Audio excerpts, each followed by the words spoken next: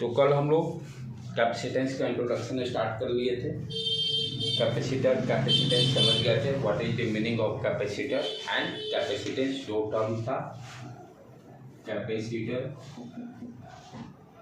And capacitance. Capacitor क्या बताता है, कितना अमाउंट ऑफ एनर्जी स्टोर है, कितना अमाउंट ऑफ एनर्जी स्टोर है। और कैपेसिटेंस क्या देता है, कैपेसिटर का value, how much charge is store. दोनों का मीनिंग चार्ज से एनर्जी भी हम लोग कैलकुलेट कर सकते हैं। और उसके बाद इसका यूनिट क्या होता है, Faraday, right, farad, FARAD, farad, ठीक है। और क्या हम लोग देखे थे इसमें, स्पेकल कैपेसिटेंस के बारे में हम लोग जस्ट इंट्रोडक्शन किए थे, जिसका कि कैपेसिटेंस का फॉर्मूला क्या आया था, C = 4πε0 × R, ठीक। इससे जस्ट पहले हम लोग C = कैपेसिटेंस का जो बेसिक फॉर्मूला C = Q/V, ठीक है। इसका मतलब ये कभी नहीं समझना चाहिए कि कैपेसिटेंस जो है चार्ज और वोल्टेज पे डिपेंड करता है। सबसे इम्पोर्टेंट पॉइंट, इस फॉर्मूला से आप कभी भी ये मत समझिए कि कैपेसिटेंस का वैल्यू जो है चार्ज और वोल्टेज पे डिपेंड करता है। जैसे ओम्स लॉ हम लोग V = IR, R = क्या था, V/I। तो यहाँ पर रेजिस्टेंस जो हम लोग ऑलरेडी इस चैप्टर को कर चुके हैं, रेजिस्टेंस जो है, रेजिस्टेंस का वैल्यू V और I पे डिपेंड नहीं कर रहा था। किस पर डिपेंड कर रहा था, R = क्या फॉर्मूला वो निकाले थे, R = ρL/A, R = ρL/A। Resistance जो है क्या देखे थे, डायमेंशन पे डिपेंड करता है, V और I पे डिपेंड नहीं करता है। क्या है, ये फिक्स वैल्यू है। R = रेजिस्टिविटी × L/A, ये फिक्स वैल्यू है, ये चेंज नहीं होता है V और I को चेंज करने से। ये दिमाग में कॉन्सेप्ट में पक्का अपना इम्प्लीमेंट रखिए, जो इसको कर भी चुके हैं। सिमिलरली उसी तरह से we can say that C का वैल्यू जो है चार्ज और वोल्टेज पे डिपेंड नहीं करेगा, मटेरियल प्रॉपर्टी है। रेजिस्टेंस क्या है, मटेरियल प्रॉपर्टी है। कैपेसिटेंस क्या है, मटेरियल प्रॉपर्टी है। मटेरियल किससे बना हुआ है, उसका डायमेंशन क्या है, उसका मीडियम वहां पर क्या है, उसके वैल्यू पर डिपेंड करेगा। कभी भी चार्ज और वोल्टेज पर डिपेंड नहीं करेगा, ऑलवेज फिक्स वैल्यू, ये कभी भी चेंज नहीं करेगा जिसके लिए बना हुआ है। और फैन में जो कैपेसिटर लगा हुआ है, ठीक है, तो आप V और I कितना भी आप बदल लेंगे, उसका वैल्यू तो फिक्स है, 2 माइक्रोफैराड या 5 माइक्रोफैराड, वो तो चेंज नहीं हो रहा है। यहाँ आप सप्लाई वोल्टेज चेंज कर दीजिए, करंट चेंज कर दिए, but it's value is fix. जो एक बार मैन्युफैक्चरर ने बना दिया वो फिक्स हो गया। तो उसी तरह से तो ये तब कभी भी ये दिमाग में नहीं रखना चाहिए कि रेजिस्टेंस जो है V और I को चेंज करने से रेजिस्टेंस का वैल्यू चेंज हो जाएगा, वो फिक्स है। जिसका रेजिस्टेंस निकालना है उसका लेंथ देखेंगे, क्रॉस सेक्शन एरिया देखेंगे, रेजिस्टिविटी, मटेरियल प्रॉपर्टी, रेजिस्टिविटी हो गया। सिमिलरली उसी तरह से यहाँ देखिए फॉर्मूला स्पेकल कैपेसिटेंस क्या निकालते हैं, C = 4πε0 × R। C का वैल्यू क्या है, मीडियम और रेडियस पे डिपेंड कर रहा है, डायमेंशन पे डिपेंड कर रहा है। तो कैपेसिटेंस भी क्या है, एक मटेरियल प्रॉपर्टी है जो कि डायमेंशन और मीडियम कैसा है उस पर डिपेंड करता है, नॉट कि चार्ज और वोल्टेज पे डिपेंड करेगा। मटेरियल प्रॉपर्टी है, राइट बेटे। और तो स्पेकल कैपेसिटेंस का फॉर्मूला हम लोग देखे थे, C = 4π। ये इसलिए बहुत जरूरी है, बच्चे कंफ्यूज जाते हैं Q और V का वैल्यू से C का वैल्यू चेंज हो जाए, नहीं, कभी नहीं। डायमेंशन चेंज कीजिएगा तभी, रेडियस चेंज होगा तभी कैपेसिटेंस का वैल्यू चेंज होगा, मीडियम चेंज कर दीजिएगा तभी वैल्यू चेंज होगा, राइट। और क्या देखे थे हम लोग, एनर्जी के बारे में डिस्कस किए थे। स्पेकल कैपेसिटेंस का एनर्जी क्या है, फॉर्मूला क्या था एनर्जी का, किस तरह का एनर्जी है, पोटेंशियल एनर्जी है, निकाले थे ना, कल डिराइव किए थे। पोटेंशियल एनर्जी के फॉर्म में एनर्जी स्टोर रहता है कैपेसिटेंस में, और कैपेसिटेंस किस लिए यूज किया जाता है? जो डिवाइसेस हाई करंट वैल्यू पर ऑपरेट होता हो, हाई वैल्यू ऑफ करंट पे ऑपरेट होता हो, तो हम लोग कैपेसिटर यूज करते हैं। उसको एक ज़्यादा एक इंस्टेंटली एक्सेस एनर्जी चाहिए, जैसे मोटर है आपका, एसी हो गया, फैन हो गया, फ्लैश लाइट हो गया, ये जितने आपके हैवी लोड के डिवाइसेज हैं उनको क्या चाहिए? हैवी लोड करने मतलब करंट चाहिए, ज़्यादा पावर। वोल्टेज तो फिक्स है 220, तो करंट ही हाई चाहिए। तो जो करंट हाई का मतलब एनर्जी उसको एक जल्दी चाहिए, इसीलिए हम लोग कैपेसिटर को यूज करते हैं। तो यहाँ पर हम लोग एनर्जी जो फाइंड आउट किए थे Q²/2C, और क्या लिख सकते थे? हाफ CV² भी लिख सकते हैं। तो स्पेक्ट्रल कैपेसिटर में क्या ड्रॉबैक है? Capacitance value is very very small. कल हम लोग कैलकुलेट किए थे, जब आर का वैल्यू 1 मीटर रखते हैं, और एनर्जी जो होगा स्पेक्ट्रल कैपेसिटर का डिस्ट्रीब्यूटेड रहेगा, नॉट बाउंडेड, राइट। हमें तो भाई मोटर चलाना, तो एनर्जी फिक्स चाहिए ना, बाउंडेड चाहिए। तो क्या स्पेक्ट्रल कैपेसिटर में क्या मोस्टली आपका एनर्जी क्या वेस्टेज हो जाएंगे, इसलिए हम लोग स्पेक्ट्रल कैपेसिटर को यूज नहीं करते हैं। +2 के लिए इंपॉर्टेंट क्वेश्चन है। अब आज से हम लोग डिस्कस करेंगे जो अपना 99% क्वेश्चन पूछने वाला है। आप कैपेसिटर किस तरह का डिजाइन करेंगे? पैरेलल प्लेट कैपेसिटर, और वो प्लेट इनफाइनाइट रहेगा। इनफाइनाइट करने में मतलब कि अभी मत समझिए कि कहाँ से उतना लंबा चौड़ा प्लेट लाएंगे, किसी के रेस्पेक्ट में इनफाइनाइट रहेगा। इनफाइनाइट कहने का मतलब, जैसे मान लीजिए यहाँ से मैं आपके अपार्टमेंट का देख रहा हूँ, तो जहाँ तक मेरी आंख दिखाई दे रही है वो इन्फिनिटी डिस्टेंस हो गया। यदि यहाँ से दिखाई देना बंद हो गया तो उस डिस्टेंस को मैं क्या बोलूँगा? इन्फिनिटी है। तो इन्फिनिटी भी टर्म जो है रेस्पेक्ट में डिफाइंड होगा। तो इनफाइनाइट प्लेट कहने का मतलब डजेंट मीन कि बहुत लंबा चौड़ा, किसी के रेस्पेक्ट में बहुत लंबा जो है उसका लेंथ लंबा है। तो जो आप मोस्टली क्वेश्चन पूछे जाएंगे वो कैपेसिटर किस तरह का रहेगा बेटे? Parallel plate. पैरेलल प्लेट कैसे बनाते हैं? घर से 2 प्लेट उठा लेंगे, 2 थाली उठा लेंगे। क्या करेंगे? घर से 2 थाली उठा लेंगे। कंडक्टर होना चाहिए, प्रॉपर्टी उसका, ठीक है। तो मैं भी उठा लिया घर का थाली। आप ध्यान रखिएगा, इसको बजाना नहीं है, थाली को बजाना नहीं है, थोड़ा सा सेपरेशन पे रखेंगे, ठीक है। ये 2 प्लेट हो गए। ध्यान क्या देना है, जो पैरेलल प्लेट बनाएंगे कंडीशन क्या क्या होना चाहिए इसको भी समझना जरूरी है। तो ये किस तरह का मटेरियल होगा, ये तो हम कल ही डिस्कस, कंडक्टर होना चाहिए पहला चीज। कैपेसिटर बनाने के लिए मटेरियल किस तरह का यूज करते हैं? कंडक्टर यूज करते हैं।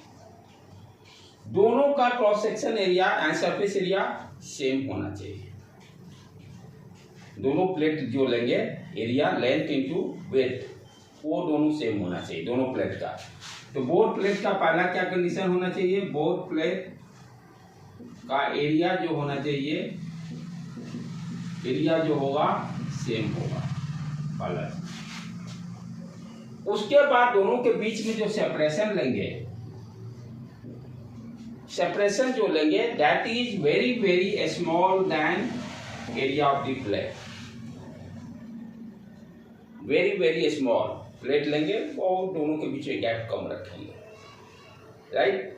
जैसे यही एक ब्लैक बोर्ड ले लो, एक दूसरा ब्लैक बोर्ड ले लिए, दोनों को लाए और दोनों के बीच में सेपरेशन कम रखे। ध्यान रखें, जैसे ये मान लो एरिया आ गया आपको 6/4 है, तो 24 स्क्वायर फीट, तो हम गैप ले लेंगे 1 मीटर स्क्वायर, 1 स्क्वायर फीट। 64 के रिस्पेक्ट में 1 इज वेरी स्मॉल, तो 64 को हम क्या देखेंगे? इनफाइनाइट बोल सकते हैं 1 के रिस्पेक्ट में। तो डी जो होना चाहिए very very small with respect to surface area of the plate, ठीक है। अब क्या करें, ये तो हो गया भाई, इस तरह का स्ट्रक्चर पहले तैयार कर लिया। अब इसको क्या करेंगे, इस पर लोग कहता है कि एक प्लेट पे +Q चार्ज दे दीजिए और दूसरे पे -Q चार्ज दे दीजिए। कैसे देंगे भाई? चार्ज कैसे दिया जाए, प्लस क्यू और माइनस क्यू, ये सोचने की बात है। तो क्या करेंगे, दोनों पैरेलल प्लेट को बैटरी से जोड़ देंगे। बैटरी करने मतलब एक से ज़्यादा सेल, ज़्यादा हम लोग बैटरी बोलते हैं, इसलिए सेल को मोस्टली हम लोग बैटरी जैसा ही वर्ड यूज आता है, we can say cell. Battery करने का मतलब एक से ज़्यादा सेल होंगे, ठीक है। इसमें सप्लाई वोल्टेज V दे दिए, जो पॉजिटिव टर्मिनल से एक प्लेट को कनेक्ट कर दिए और दूसरा प्लेट को नेगेटिव टर्मिनल से कनेक्ट कर दिए। अब क्या होगा, कंडक्टर है, कंडक्टर पे फ्री इलेक्ट्रॉन्स ज़्यादा रहेंगे, तो इस प्लेट से क्या होगा, इस प्लेट में क्या है, बहुत सारे फ्री इलेक्ट्रॉन्स हैं। जैसे ही हम बैटरी से कनेक्ट करेंगे तो ये क्या होंगे, इस फ्री इलेक्ट्रॉन को रास्ता मिल गया बाय फ्लो करने का, और ये इलेक्ट्रॉन है, ये पॉजिटिव टर्मिनल है, इसको अट्रैक्ट करेगा थ्रू वायर, राइट। तो ये सारे इलेक्ट्रॉन क्या होंगे, इस रास्ते से फ्लो करना स्टार्ट, और बैटरी क्या करेगा, इस इलेक्ट्रॉन को एनर्जी देकर जंप कर देगा। बैटरी कभी भी करंट नहीं देता है, क्या करता है, एनर्जी प्रोवाइड करता है, इलेक्ट्रॉन को बूस्टअप करता है कि भाई जो एनर्जी लॉस भी हुआ फिर दोबारा लो, फिर तुम जाओ घूम के आओ। तो बैटरी कभी भी, चाहे सेल कभी भी करंट नहीं देता है, एनर्जी देता है, राइट। तो ये इलेक्ट्रॉन आएगा इधर से, यहाँ से इलेक्ट्रॉन निकलेंगे तो क्या होगा, इस पर प्लस चार्ज आ जाएगा। दो इलेक्ट्रॉन निकलेगा तो दो प्लस, दो पॉजिटिव चार्ज, तीन निकलेंगे तीन पॉजिटिव चार्ज, चार निकलेंगे चार, क्यू निकलेंगे तो प्लस क्यू चार्ज आ जाएगा। इस तरह से इस प्लेट पे क्या आ गया, प्लस चार्ज आया, समझ में आया बेटे। और ये इलेक्ट्रॉन, ये बैटरी के सेल क्या किया, एनर्जी दिया, इस इलेक्ट्रॉन को आगे बढ़ाया, इस प्लेट पे पहुंचा इलेक्ट्रॉन, ये प्लेट पे क्या होगा, नेगेटिव चार्ज, दो इलेक्ट्रॉन पहुंचेंगे तो दो नेगेटिव चार्ज, तीन पहुंचेंगे तीन, इस तरह से इस पर माइनस क्यू चार्ज आ जाएगा। ये सेम भी हो सकता है और डिफरेंट भी हो सकता है, कोई जरूरी नहीं है कि ऑलवेज सेम रहे, लेकिन अभी हम सेम लेकर ही समझेंगे, ठीक है। तो क्या क्या हो गया भाई, दो प्लेट कंसीडर करेंगे, कंडक्टर प्लेट रहना चाहिए, और दोनों का जो यानी सरफेस एरिया जो होना चाहिए, सरफेस एरिया इक्वल होना चाहिए, पहला चीज।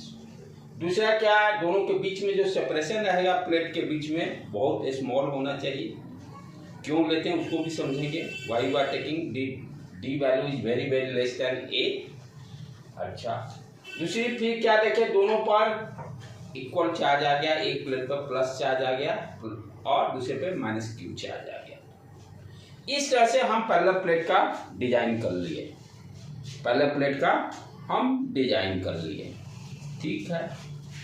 और फॉर्मूला क्या आ गया, C = भाई क्यू भी, जैसे कल स्पेरिकल कोऑर्डिनेट के लिए, स्पेरिकल कंडक्टर कैपेसिटर के लिए किए थे, फॉर्मूला ड्राइव किए थे, C = 4πε0r। उसी तरह से पैरेलल प्लेट का भी हम कैपेसिटेंस वैल्यू का फॉर्मूला ड्राइव करेंगे, राइट। बोर्ड एग्जाम के लिए दैट डेरिवेशन इज इम्पॉर्टेंट, ऐसे समझने के लिए भी बहुत जरूरी है, जब तक बेस क्लियर नहीं रहेगा तो कोई फायदा नहीं। अभी आपको बताया कि कैपेसिटेंस कभी भी चार्ज और वोल्टेज पे डिपेंड नहीं करता, ये नहीं कि पैरेलल प्लेट का कैपेसिटेंस का वैल्यू Q और V पे डिपेंड करेगा। जिस तरह से स्पेरिकल का आपको देखिए डायमेंशन और मीडियम पे डिपेंड करता है, उसी तरह से ये भी, क्योंकि मटेरियल प्रॉपर्टी। तो वो फॉर्मूला क्या हुआ, इनिशियली जब स्पेरिकल कैपेसिटेंस भी हम डिवाइड करते थे तो वहां पर कल देखिएगा C = Q/del V एक जब पोटेंशियल इंफिनिटी पे ले लिए थे और स्पेरिकल हो गया, तो दूसरा बाई स्पेरिकल कहाँ होगा, इंफिनिटी पे होगा, वहां पर पोटेंशियल 0 एज्यूम कर लिए थे और स्पेयर पर भी कंसीडर कर लिए थे। तो उसी तरह से ये भी कैपेसिटेंस क्या होगा। अब ये चार्ज करने का मतलब ये नहीं समझिएगा कि आपके सर चार्ज तो 0 हो गया, नहीं, किसी एक प्लेट का चार्ज लेना है। और डेल भी क्या हो गया, दोनों के बीच का पोटेंशियल डिफरेंस। डेल भी क्या हो गया, potential difference between plate, potential difference between plate. तो कैपेसिटेंस वैल्यू जो होगा भाई आपके किसी, ये तो क्लियर हो गया भाई, क्यू ऑफ वी पे डिपेंड नहीं करना है। तो मीडियम ऑफ डायमेंशन पे कैसे डिपेंड करेगा, उसका फॉर्मूला क्या होगा, how to derive this formula, उसको डेराइव कर ले हम लोग, राइट बेटे। ठीक है, चले इसको मिटा दूं। ये दोनों कंडीशन सेटिस्फाई होना चाहिए, प्लस एक पर प्लस क्यू चार्ज आ जाएगा, दूसरे पे माइनस क्यू कैसे आया वो भी समझ में आ गया। अब हम लोग डेरिवेशन करते हैं कि पहले प्लेट का जो फॉर्मूला है क्या है। चलो ये सारी चीजें मिटा दें।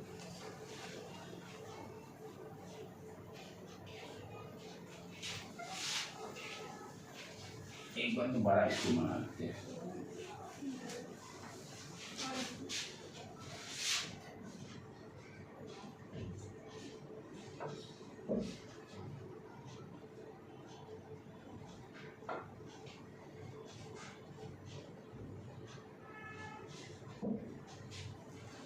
डी सेपरेशन हो गया, इस पर प्लस क्यू चार्ज आ गया, इस पर माइनस क्यू चार्ज आ गया। ठीक है, यानी इस पर क्या आ गया, plus charge plus charge plus charge uniformly distributed, minus charge minus charge minus charge minus charge. आप ऑलरेडी पढ़े हो इलेक्ट्रोस्टैटिक में, हम पहले प्लेट के कारण इनफिनाइट प्लेट, ये प्लेट कैसा है, इनफिनाइट प्लेट, इनफिनाइट प्लेट किसी के रेस्पेक्ट में। हम लोग ऑलरेडी इलेक्ट्रोस्टैटिक में भी पढ़े थे, इलेक्ट्रिक फील्ड में फ्लक्स जब पढ़ रहे थे तो इनफिनाइट प्लेट के कारण इलेक्ट्रिक फील्ड का फॉर्मूला निकाले थे, वो सारा चीज अब रिवाइज करते चलिए। तो हम लोग क्या देखे थे, गॉसियन सरफेस कंसीडर किए थे, याद आ रहा है कुछ, ठीक है। इलेक्ट्रिक फील्ड गॉसियन सरफेस हो गया, तो क्या है, थ्री सरफेस, एक ये एक कर्व सरफेस सिलेंडर ले लेते थे, ये जैसे प्लेट ये है गॉसियन सरफेस, ये हो गया अपना, ठीक है। और इसके अंदर में अब ये मान लीजिए ये क्रॉस सेक्शन एरिया कंसीडर कर लिए, ए है, इस प्लेट का मान लीजिए सिग्मा चार्ज डेंसिटी हो गया, चार्ज डेंसिटी का मतलब charge per unit area q upon a, यही डिफाइंड होगा ना, सरफेस चार्ज है। तो यहाँ पर कैसे हम लोग डिफाइन किए थे, ये देखिए, अब यहाँ पर इलेक्ट्रिक फील्ड ये डायरेक्शन, ठीक है।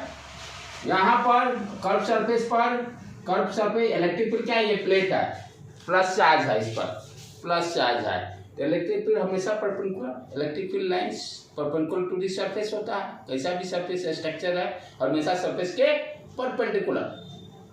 तो इलेक्ट्रिक फील्ड क्या हो गया, ये डायरेक्शन ई का, इधर भी उसी तरह से ई का डायरेक्शन, राइट बेटे। तो गॉसियन सरफेस निकाले थे, फॉर्मूला को रिकॉल कीजिए, ये मान लेते क्रॉस सेक्शन एरिया ए है, तो E इंटू ए क्या था अपना, E dot d s equal to q internal upon epsilon naught, यही गॉस लॉ। तो यहाँ दो गॉस सरफेस, तीन Gauss surface, first E into a, दूसरा ये E into a, surface area इसी डायरेक्शन में ध्यान देना है, सरफेस एरिया यहाँ पर, इसीलिए सरफेस एरिया का भी कॉन्सेप्ट दिया था मैं, वेक्टर क्वांटिटी है, सरफेस एरिया वेक्टर क्वांटिटी है, उसे इस समय बताया था। तो E और A दोनों का डायरेक्शन सेम, क्योंकि डॉट प्रोडक्ट होता है ना, E डॉट डी एस।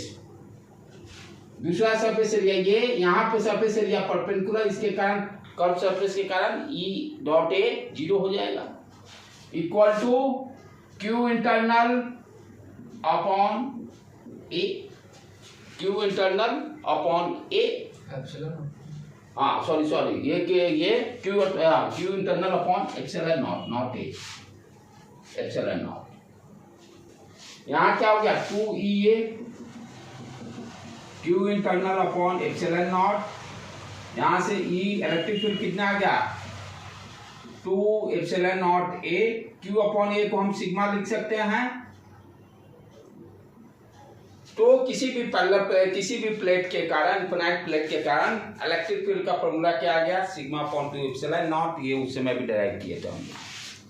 इस फॉर्मूला को यहाँ पर हम लोग यूज करेंगे। यदि पॉजिटिव चार्ज होगा तो इलेक्ट्रिक फील्ड, अबे निगेटिव इस प्लेट पे चार्ज होगा टुवर्ड्स इलेक्ट्रिक फील्ड इनवर्ड होगा इसी के डायरेक्शन में। तो यहाँ पर क्या है, दो प्लेट है इनफिनाइट, एक पर प्लस चार्ज है पॉजिटिव चार्ज और दूसरे पर नेगेटिव चार्ज। तो हम क्या करें, इलेक्ट्रिक फील्ड लाइन से यहाँ पर क्या क्या होगा, ये देखो यही direction, positive to negative, positive to negative. इसीलिए पैरेलल प्लेट का एनर्जी बॉन्डेड रहता है, क्योंकि यहाँ पर इलेक्ट्रिक फील्ड लाइंस क्या है, दो प्लेट के बीच में है, दो प्लेट के बीच में है, इसीलिए पैरेलल प्लेट का एनर्जी बॉन्डेड रहता है। स्पेक्ट्रम के केस में नहीं था, सारा बाहर निकल रहा था, यहाँ पर क्या निकला, नेगेटिव टर्मिनल पर जाकर टर्मिनेट हो रहा नेगेटिव प्लेट पर। तो इलेक्ट्रिक फील्ड लाइंस क्या है, यहाँ पर बॉन्डेड है, जिसके कारण एनर्जी भी क्या होगा, बॉन्डेड इसी के अंदर, दोनों प्लेट के अंदर में ही रहेगा और यूनिफॉर्म है। तो अब किसी भी पॉइंट पर हम इलेक्ट्रिक फील्ड फाइंड आउट कर लेते हैं। फॉर्मूला निकल गया एक प्लेट के कारण सिग्मा अपॉन 2 एप्सिलॉन नॉट, जो ऑलरेडी पढ़ चुके थे, उसको रिवाइज भी कर लिए। तो यहाँ पर आप किसी भी पॉइंट पर आप देखिएगा तो पॉजिटिव के कारण डायरेक्शन ये इलेक्ट्रिक फील्ड का, निगेटिव के कारण सेम डायरेक्शन, ये निगेटिव है, इसी के direction electric field inward towards the plate. तो दोनों क्या है, दोनों के कारण क्या है, electric field same, value same होगा, राइट। तो दोनों के कारण ये मान लेते हैं E1 हो गया, ये E2, E1 E2 दोनों सेम रहेंगे। E1 का वैल्यू कितना होगा, sigma upon 2 epsilon not, positive charge के कारण, और नेगेटिव चार्ज के कारण भी सिग्मा अपॉन 2 एप्सिलॉन नॉट। तो प्लेट दोनों प्लेट के बीच में कहीं भी नेट इलेक्ट्रिक फील्ड क्या हो गया बेटे, दोनों प्लेट के बीच में net electric field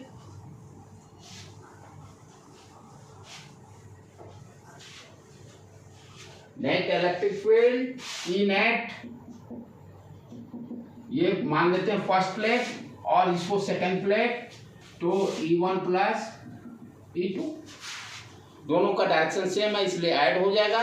and what is value, sigma upon 2 epsilon not, sigma upon 2 epsilon not, दोनों को ऐड कर देंगे तो ये कितना आ गया, 2 एप्सिलॉन नॉट, एलसीएम ले लो, 2 सिग्मा, 2 उड़ गया, सिग्मा अपॉन एप्सिलॉन नॉट। तो दोनों पैरेलल प्लेट के बीच में किसी भी पॉइंट पर इलेक्ट्रिक फील्ड क्या आ गया, सिग्मा अपॉन एप्सिलॉन नॉट। ठीक, आपको एक और बताया हूं, इलेक्ट्रिक फील्ड और पोटेंशियल के बीच में relation, B equal to minus E dot D L, B equal to minus E dot D L, क्योंकि हमको यहाँ पर क्या है, C equal to Q upon V है formula, C equal to Q upon V, तो हमको पोटेंशियल निकालना पड़ेगा। इलेक्ट्रिक फील्ड तो मालूम हो गया, इस फॉर्मूला को यूज करके हम पोटेंशियल निकाल सकते हैं। और यहाँ dl क्या हो गया, ये d दोनों प्लेट के बीच में है ना, तो dl क्या होगा, d हो जाएगा, स्मॉल d।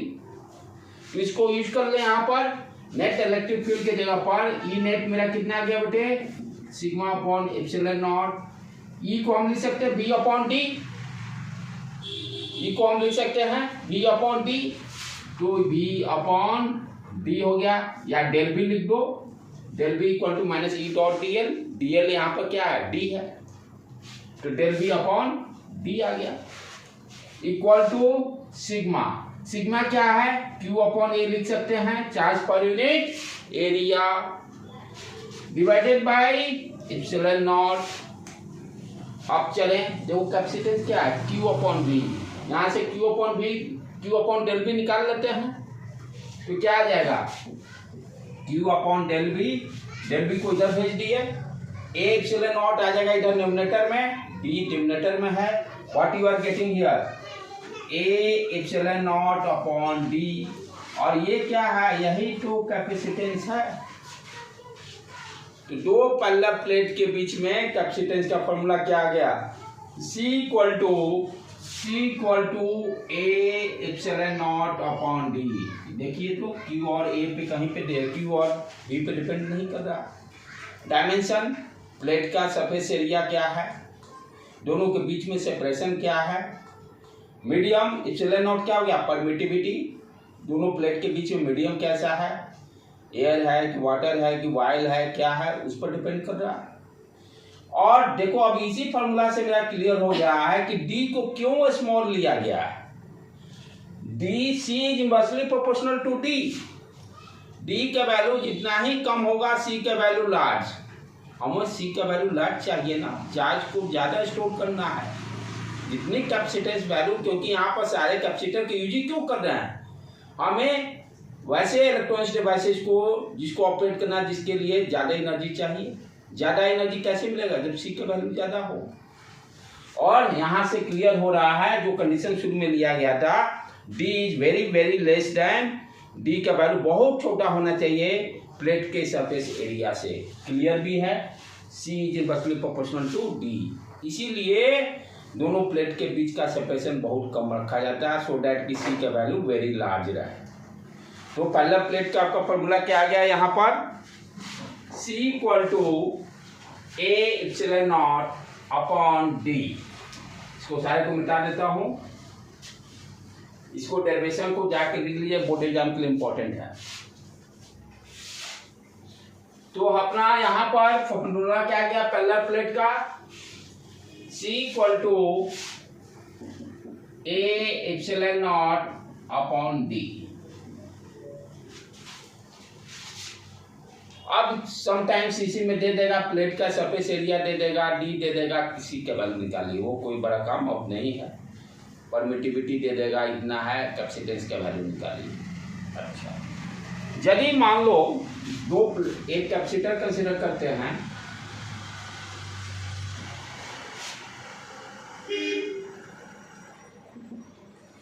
जिसका कि सरफेस एरिया ए है, एक पर प्लस क्यू चार्ज है, दूसरे पर माइनस क्यू चार्ज, यहाँ पे सेपरेशन डी है। अब क्या करते हैं, इस दोनों प्लेट का डिस्टेंस को 2d कर दे रहा है, दोनों की प्लेट का डिस्टेंस बढ़ा दिए, सरफेस एरिया सेम रखे, सरफेस एरिया चार्ज में नो चेंज, सिर्फ क्या किए सेपरेशन इंक्रीज कर दिए, सरफेस एरिया सेम रखे ए। तो इसको सेपरेट करने में मुझे कितना वर्क डन करना पड़ेगा, वर्क डन तो यहाँ का अपने आप तो हटे, क्योंकि इलेक्ट्रिक फील्ड है इनसाइड में, इलेक्ट्रिक फील्ड के कारण फोर्स भी लग रहा है, राइट बेटे, क्योंकि इलेक्ट्रिक फील्ड आप देखें ना यहाँ पर इस डायरेक्शन में लग रहा, तो ये प्लस चार्ज है तो इसको इधर खींचेगा, इसको इधर ये खींचेगा, अपोजिट डायरेक्शन में दोनों फोर्स लगेंगे, दोनों प्लेट को एक दूसरे को अट्रैक्ट करेंगे। तो जब सेपरेट करना हो तो डेफिनेटली मुझे वर्क डन करना पड़ेगा। कितना वर्क डन करना पड़ेगा डी से 2d ले जाने में, नहीं डायरेक्ट ऐसे नहीं निकालना पड़ेगा, कॉन्सेप्ट लगाना पड़ेगा, कॉन्सेप्ट लगाना पड़ेगा। इसी में से मैं जब हम पोटेंशियल एनर्जी का जो कॉन्सेप्ट कैपेसिटेंस से पहले जब पोटेंशियल पढ़ रहे थे, पोटेंशियल डिफरेंस, आप ध्यान से देखो, चेंज इन पोटेंशियल एनर्जी, यहाँ एनर्जी किस तरह का है, पोटेंशियल एनर्जी स्टोर है। चेंज इन पोटेंशियल एनर्जी क्या होता है, work done by external force या minus work done by electric force, जो इलेक्ट्रिक फील्ड के कारण फोर्स लग रहा है, यही है formula. Del v equal to, del v क्या है, पोटेंशियल एनर्जी। डेल यू को हम क्या लिख सकते हैं, final potential energy minus initial potential energy. हमें क्या कर रहा है, वर्क डन निकालने की बात कर रहा है, यानी ये वर्क डन की बात कर रहा है, ये दोनों वैल्यू निकाल सकते हैं। Initial potential energy formula half C D square, यहाँ चार्ज दिया तो क्यू स्क्वायर अपॉन 2c कर देंगे, वोल्टेज नहीं दिया तो इनिशियल पोटेंशियल एनर्जी क्या हो गया, U equal to Q square upon 2c, और c का वैल्यू रख देंगे A epsilon upon D, A epsilon upon D, Q upon 2 A epsilon not, ऊपर डी चला जाएगा।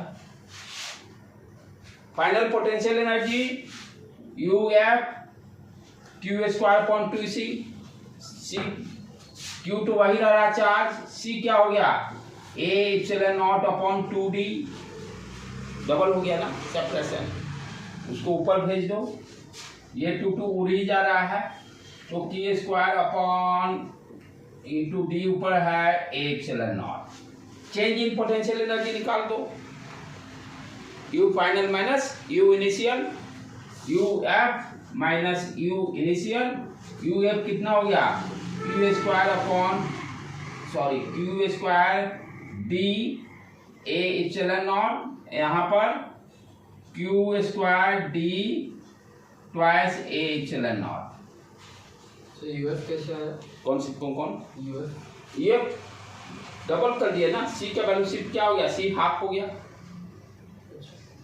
सेपरेशन डबल कर दिया ना। चार्ज सेम रखे हैं, शुरू में बोल दिया हूँ, सिर्फ सेपरेट कर दिया, डी से 2d कर दिया है, कैपेसिटेंस हाफ हो गया।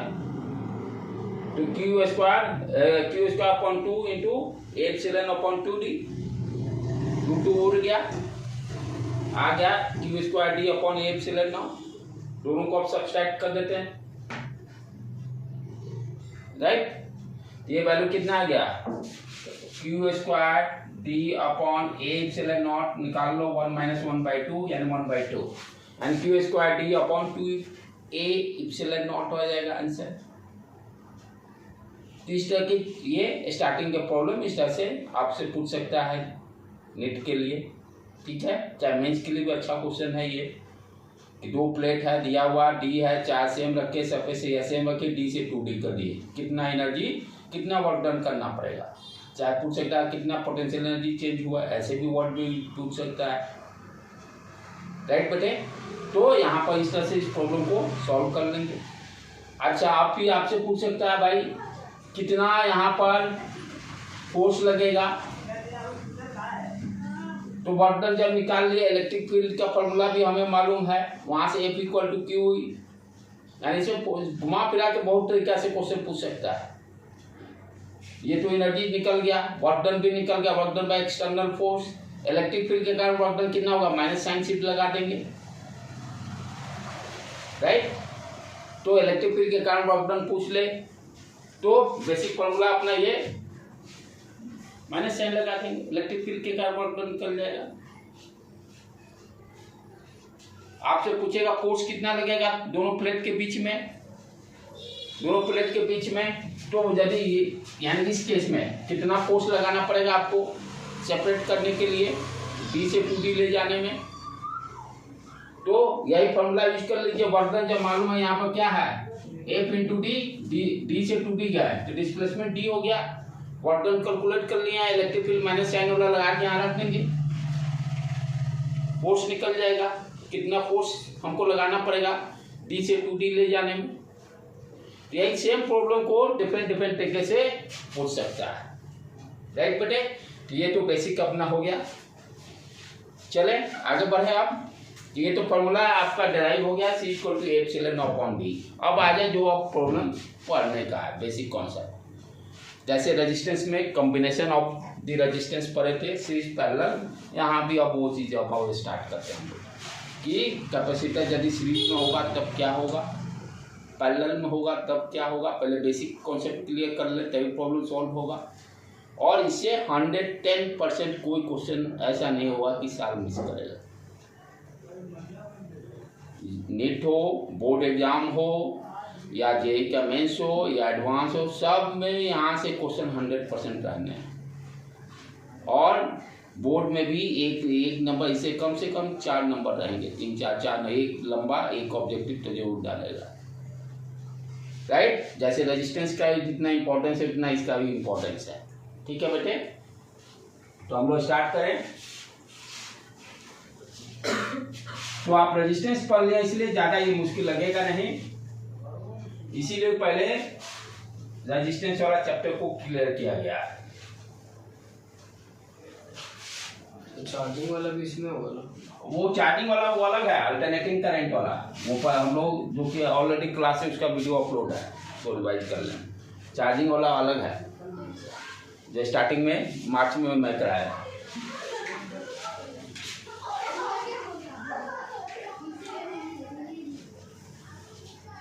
तो अब अपना रहेगा कॉम्बिनेशन ऑफ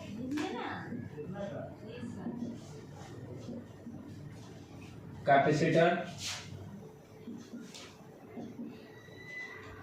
फर्स्ट हम लोग सीरीज से स्टार्ट करें,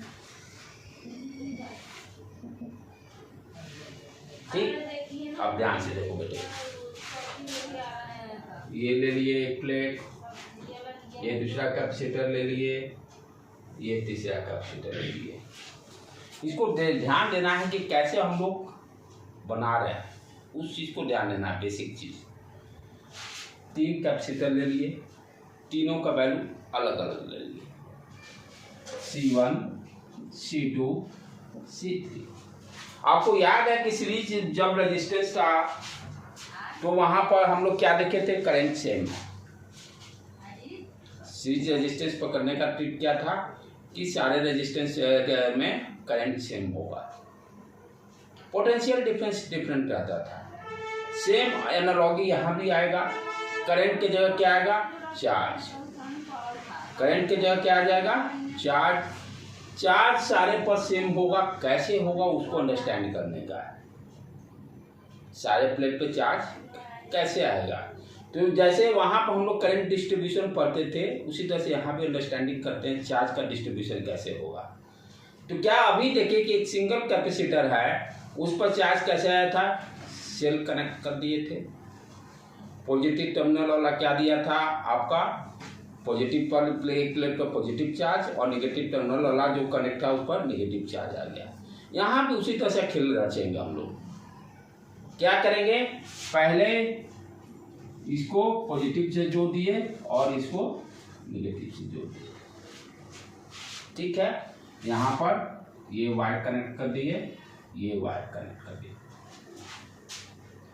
अब सप्लाई वोल्टेज भी दे दिए। क्या देखने जा रहे हैं, इसको अच्छी तरह से समझने का है, चार्ज डिस्ट्रीब्यूशन। क्योंकि सारे प्लेट पे चार्ज सेम कैसे आएगा इस चीज को अंडरस्टैंड करना है। तो जैसे ही पॉजिटिव टर्मिनल बैटरी किससे कनेक्टेड है, इससे, इस पर क्या आ जाएगा, प्लस क्यू चार्ज, कोई दिक्कत नहीं, ठीक है, प्लस क्यू चार्ज आ गया। पहला प्लेट है तो क्या होगा, ये प्लेट है, एक दूसरा प्लेट है, इस पर प्लस क्यू आ गया तो इस पर भी माइनस क्यू चार्ज इंड्यूस हो जाएगा। दोनों के बीच में क्या है, electric field sigma upon epsilon not. तो कब होगा, यानी इस पर जो चार्ज आएगा इसके अपोजिट चार्ज इस पर आ जाएगा। इस पर क्या आ गया, माइनस क्यू चार्ज, ठीक। उसी तरह सब चलो इधर, इस पर क्या आ गया, माइनस क्यू चार्ज। तो इस पर क्या आ जाएगा, प्लस क्यू चार्ज, क्योंकि दोनों के बीच में electric field sigma upon epsilon not है। अब बच गया मिडिल वाला। अब ध्यान से देखो, ये दोनों प्लेट क्या हैं, आइसोलेटेड हैं। क्या कर रहे हैं, ये अलग वायर से जोड़ दिए। इनिशियली क्या थे, दोनों न्यूट्रल। इनिशियली क्या थे, दोनों न्यूट्रल, और दोनों के बीच में हम वायर दे दिए, तो क्या होगा, चार्ज का फ्लो होगा। अब इस पर क्या है, minus Q. Initially net charge दोनों पे क्या था, 0, तो इस पर आ गया माइनस क्यू, तो इस पर क्या आ जाएगा, प्लस क्यू। समझ में आ रहा बेटे। इनिशियली क्या था, जब सेल से कनेक्ट नहीं किए थे, दोनों के बीच वायर जुड़ा हुआ था, कोई चार्ज नहीं था, नेट चार्ज 0। अब इस पर आ गया minus Q charge, net charge भी 0, क्योंकि कंडक्टर है ना, आइसोलेटेड रहेगा। आइसोलेटेड का मतलब मैं बताया था, आइसोलेटेड कंडक्टर का मतलब व्हाट यू अंडरस्टैंड, उसके इनसाइड में इलेक्ट्रिक फील्ड 0 रहता है, राइट। उसी को हम लोग आइसोलेटेड बोलते थे, आइसोलेटेड कंडक्टर। तो यहां पर इनिशियली जब 0 था तो बाद में भी 0 रहेगा, ठीक, क्योंकि तो इस पर माइनस क्यू चार्ज आ गया, तो इस पर क्या आ जाएगा, प्लस क्यू चार्ज। तो इस तरह से इस पर आ गया प्लस क्यू चार्ज, जब इस पर प्लस क्यू चार्ज आ गया तो इस पर माइनस क्यू चार्ज। अब आप देखिए तो सारे प्लेट पे क्या चार्जेज हैं, सेम होगा, प्लस क्यू, हम लोग तो एक ही लेते हैं। तो ये क्या देख रहे हैं कि जब चार्जेस सारे प्लेट पे सेम होने का मतलब सीरीज में है। तो जब सीरीज कॉम्बिनेशन होगा तो क्या होगा, charges at all charge same होगा एवरी कैपेसिटर वैल्यू पर। जितने कैपेसिटर सीरीज में कनेक्ट रहेंगे चार्ज सेम होंगे। क्या डिफरेंट होगा, पोटेंशियल डिफरेंस डिफरेंट होगा। जैसे वहां पे भी हम देखते थे ना, करंट सेम, पोटेंशियल डिफरेंट अलग अलग। पोटेंशियल डिफरेंस अलग अलग क्यों आया, C1 C2 अलग अलग, R1 R2 R3 अलग अलग, V equal to I R. तो V अलग होने का मतलब क्या हो गया, I तो सेम हो गया, R का वैल्यू डिफरेंट था। सिमिलरली यहां भी जब चार्ज सेम हो गया Q equal to C B, C equal to Q upon B, तो Q equal to C B लिख सकते हैं। तो जब चार्ज सेम हो गया तो अब चार्ज सेम हो गया, भी अलग अलग आ रहा है, तो C का वैल्यू अलग अलग के कारण आ रहा है, कैपेसिटेंस वैल्यू अलग अलग है। तो यहां पर क्या होगा, सीरीज में होगा तो charge same at every capacitor और पोटेंशियल डिफरेंस डिफरेंट रहेगा। पोटेंशियल डिफरेंस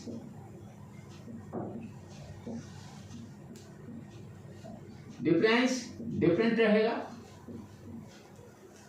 और कैपेसिटर का अलग अलग रहेगा जब तक कैपेसिटेंस के वैल्यू सेम नहीं होता। तो इसको मान लेते हैं, इस पर V1 आ गया, इस पर V2 आ गया, इस पर V3 आ गया, राइट। अब इसका हम लोग फॉर्मूला कैसे निकालेंगे, C को मैं कर रहा हूं भाई, अब 3 को हटा के एक कैपेसिटर निकाल बनाओ C इक्विवेलेंट, और वही जो सेल का वोल्टेज है वही रख दो, यानी यू पॉइंट C इक्विवेलेंट। हमको 3 को नहीं चाहिए, एक ही चाहिए, और लेकिन काम इसके बराबर होना चाहिए। तो बराबर होने का मतलब C इक्विवेलेंट पूछ रहा है, how to find out.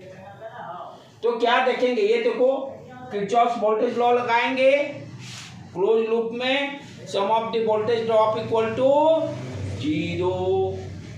Concept यहां से पॉजिटिव से नेगेटिव जाएंगे, पोटेंशियल ड्रॉप, वो जो लॉजिक सारा बताया था वो सारा सेम रहेगा।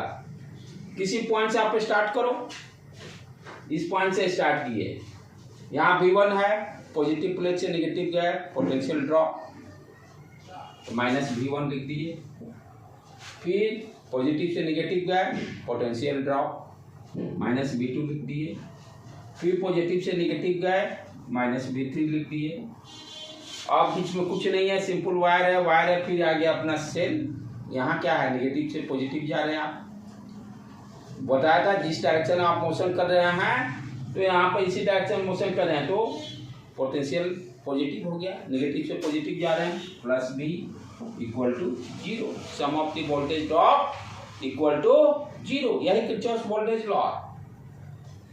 यहाँ पर what you can now write, V equal to V1 plus V2 plus V3 लिख देंगे, और V1 क्या हो जाएगा, Q upon C1, V equal to Q upon C। V1 क्या होगा, Q upon C1, you write here, Q upon C1, Q upon C2, Q upon C3, कोई दिक्कत। अब Q को सारे को इधर लेके आ जाते हैं लेफ्ट हैंड साइड में, what you can write, V upon Q equal to 1/C1, 1/C2, 1/C3। अब V अपॉन Q है क्या, इसको इधर भेज दो, 1/C इक्विवेलेंट दे देगा। तो लेफ्ट हैंड साइड को हम क्या लिख सकते हैं, 1/C इक्विवेलेंट। तो सीरीज में है तो फॉर्मूला क्या आ गया, 1/C equivalent equal to 1/C1 plus 1/C2 plus 1/C3, right बेटे। तो इस तरह से जब कैपेसिटर सीरीज में रहेगा तो कैपेसिटेंस का फॉर्मूला क्या आ गया, 1/C इक्विवेलेंट, जो वहां पर पैरेलल का फॉर्मूला था रेजिस्टेंस में, यहाँ पर सीरीज कैपेसिटर का फॉर्मूला बन गया। यही कल मैं बता रहा था कि सिर्फ फॉर्मूला इंटरचेंज हुआ, कॉन्सेप्ट सारा सेम, चार्ज सब पे सेम, पोटेंशियल डिफरेंट अलग अलग। कैसे चार्ज का डिस्ट्रीब्यूशन होगा इसको अंडरस्टैंड करना जरूरी है, क्योंकि क्वेश्चन जब पूछेगा तो बोलेगा find the charge on every plate, find the potential between C2, capacitance के क्रॉस पोटेंशियल निकालिए, find the energy of capacitor 3। तो जब तक ये कॉन्सेप्ट क्लियर नहीं रहेगा तब तक ये सारे चीज़ आप फाइंड आउट नहीं कर सकते। तो असली यहाँ पे बच्चे की लोचा क्या थी, फॉर्मूला रख लेता है, ये चीज़ें नहीं समझता, चार्ज का डिस्ट्रीब्यूशन कैसे होगा। अब यहाँ से आपको देखो, आपसे V2 पूछेगा, आराम से बता सकते हो, V2 क्या हो गया, चार्ज मालूम है, Q upon C2, Q upon C2। तो बच्चे यहाँ ही सीधे डायरेक्ट रख लेते, इस चीज को जो बच्चा अंडरस्टैंड कर गया वो निकाल लेगा। तो ये हो गया मेरा सीरीज का कहानी। ठीक है, पैरेलल का कहानी कर ले।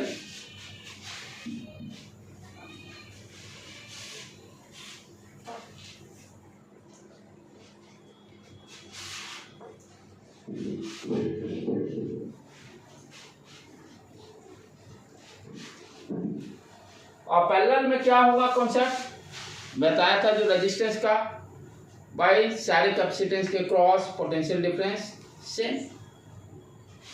तो ले लिए अलग अलग, ये ले लिए एक C1, ये दूसरा C2, तीसरा C3। क्या करेंगे, सारे का एक साइड का प्लेट एक मुंह से जोड़ देंगे, एक वायर से, कॉमन वायर से, जैसे रेजिस्टेंस में करते थे।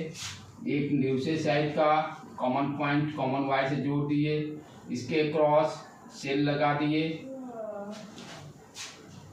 भी मान लिया इसको। सारे के क्रॉस क्या होगा पैरेलल में, पोटेंशियल डिफरेंस सेम, लॉजिक वही। तो यहाँ पर पैरेलल होने के लिए क्या होगा, एवरी कैपेसिटर के क्रॉस, एवरी कैपेसिटर के क्रॉस क्या होगा, potential difference same. Potential difference same रहेगा। यहाँ क्या डिफरेंट रहेगा, चार्ज डिफरेंट रहेगा। जैसे रेजिस्टेंस पैरेलल में हम क्या देखते थे, पोटेंशियल डिफरेंस सेम, करंट अलग अलग, किरचॉफ्स करंट लॉ लगाते थे हम लोग। यहाँ भी क्या होगा, चार्ज सब पे अलग अलग, एक पर Q1 चार्ज आ गया, दूसरे पर Q2 आ गया, तीसरे पर Q3 आ गया, राइट। अब इसका क्या करेंगे भाई, यहाँ पे जो चार्ज टोटल आएगा, कि हम लिख सकते हैं ना, total charge equal to Q1 plus Q2 plus Q3। अब ये तीनों के इक्विवेलेंट यदि हमें बनाना रहेगा तो यही हो गया ना, ये तो सेल ट्वाइस C इक्विवेलेंट। तो C इक्विवेलेंट टोटल चार्ज क्या हो गया, ये चार्ज यहाँ से जो निकला, ये चार्ज डिस्ट्रीब्यूट हो गया 3 भाग में। तो total Q equal to Q1 plus Q2 plus Q3, जैसे करंट डिस्ट्रीब्यूशन में लिख देते I equal to I1 plus I2 plus I3 parallel में, सेम लॉजिक यही। अब क्या हो गया, Q1 कितना हो जाएगा, Q equal to CV double वाला नहीं, CV। तो हम यहाँ क्या लिखेंगे, C1 भी तो सबका same, Q2 equal to C2 भी, Q3 इक्वल टू C3 भी कॉमन निकाल दो बेटे, भी कॉमन निकाल लिए, C1 plus C2 plus C3, इधर Q भी को इधर भेज दिए, Q अपॉन भी क्या आ गया, C1 plus C2 plus C3, और ये क्या है, C equivalent, Q equal to Q upon V equal to C equivalent. तो पैरेलल का फॉर्मूला क्या आ गया, C equivalent equal to C1 plus C2। Simply जो सीरीज का था रेजिस्टेंस का, वो पैरेलल का है। तो आज यहीं पर रहने देते हैं, कल इसको, अब नेक्स्ट वीक में इसका प्रॉब्लम को हम लोग देखेंगे। ठीक है बेटे।